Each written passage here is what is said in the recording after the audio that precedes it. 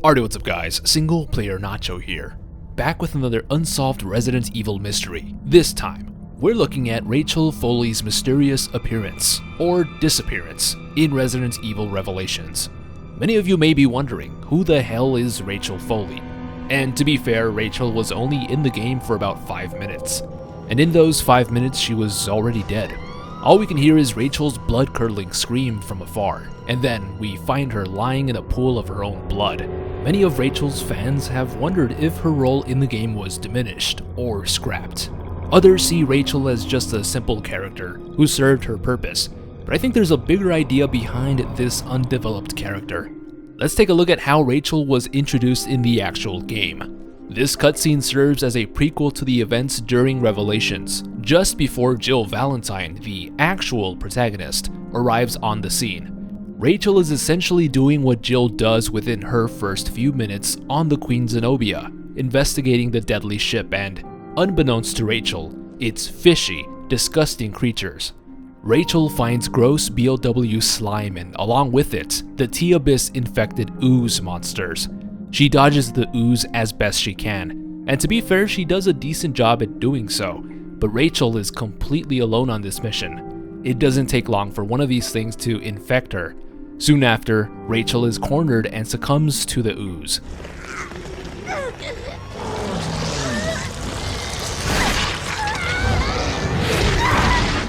And of course, moments later, that's exactly how we find her in the actual game. Her last known steps just before dying. So what did Rachel's actual development look like?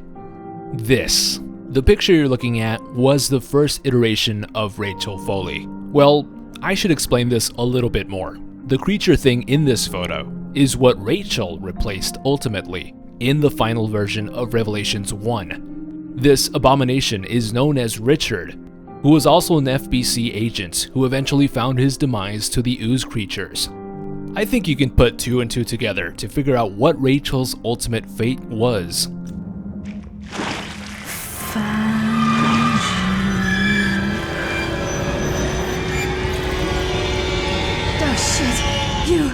This is Richard's and Rachel's monster forms side by side. So they scrapped Richard for a hotter, sexier monster thing, right? Well, that's a weird question. Here's the thing. Richard was so well developed into Revelations 1, he actually appeared in one of the first few demos, only to be cut out later. He had a more ambitious role in the game as well, appearing as a stalker-like figure throughout the story, a mechanic that we wouldn't really see come to life until RE2's remake. Even Richard's codes and functions are found in the final version of the game. And take a closer look at his attire. It's almost exactly the same as yet another minor character, Raymond Vester. What the hell is going on here? Taking a closer look into Rev 1's development, lots of buzzwords were thrown around, including classic horror or getting Resident Evil back to its roots. The general idea behind the game was to switch the entire scene from your usual mansion or island setting to a freaking zombie ship.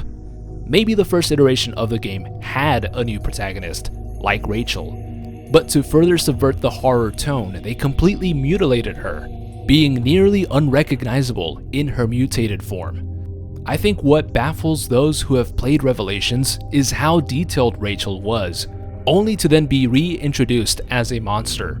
It is pretty confusing. Here's my crackpot theory at what Rachel's possible involvement within the RE series was supposed to be. Now, in my personal view, Rachel is a side character whose quick death was to show off the insane horrors of the Queen Zenobia.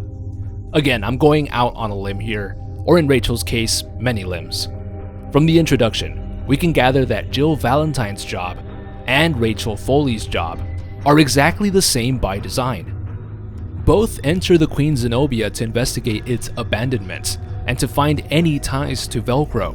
Maybe Resident Evil Revelations was supposed to introduce a brand new protagonist, like Rachel, but sometime during development, Jill Valentine was cast in the main role instead, breaking Capcom's trend of introducing brand new protagonists in their spin-off games. RE0 had Rebecca, who was never playable, and Billy. RE Dead Aim had Bruce and Fong Ling. Resident Evil Gun Survivor had Ark Thompson. And RE Revelations was supposed to have Rachel Foley, maybe? Given all of these aforementioned titles mixed to okay reception from the fanbase, maybe Capcom was done with giving new protagonists a shot in their spin-off games.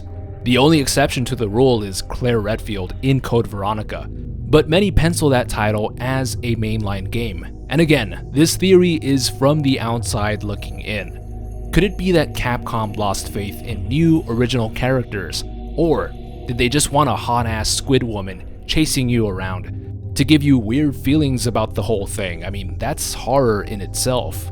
Your guess is as good as mine, and we may never know the truth.